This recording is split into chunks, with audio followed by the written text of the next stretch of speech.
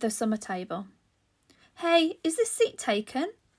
I looked up, and a girl I never saw before was standing across from my table with a lunch tray full of food.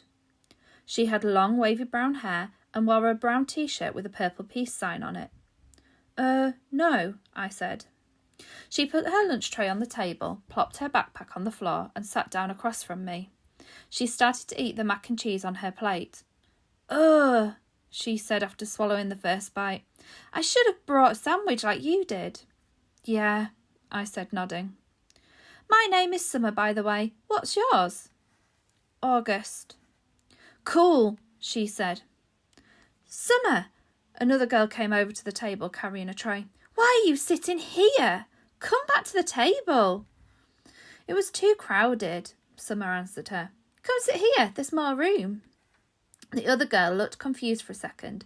I realised she had been one of the girls I had caught looking at me just a few minutes earlier, hand cupped over her mouth, whispering. I guess Summer had been one of the girls at that table too. "Never mind," said the girl, leaving. Summer looked at me, shrugged, smiled, and took another bite of her mac and cheese.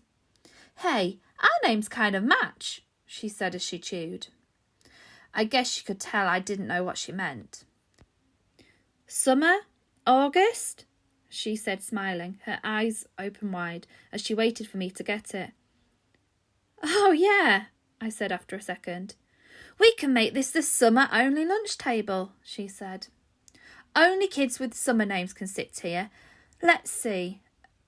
Is there anyone here named June or July?" "There's Maya," I said.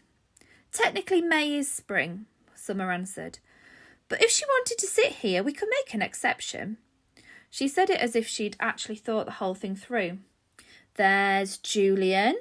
That's like the name Julia, which comes from July." I didn't say anything. "There's a kid named Reed in my English class," I said. "Yeah, I know Reed, but how is Reed a summer name?" she asked. "I don't know," I shrugged. "I just picture, like, a reed of grass being a summer thing."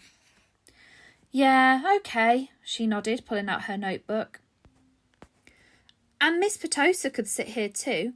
That kind of sounds like the word petal, which I think of as a summer thing too." "I have her for homeroom," I said. "I have her for math," she answered, making a face. She started writing the list of names on the second to last page of her notebook. "So who else?" she said. By the end of lunch, we had come up with a whole list of names of kids and teachers who could sit at our table if they wanted. Most of the names weren't actually summer names, but they were names that had some kind of connection to summer.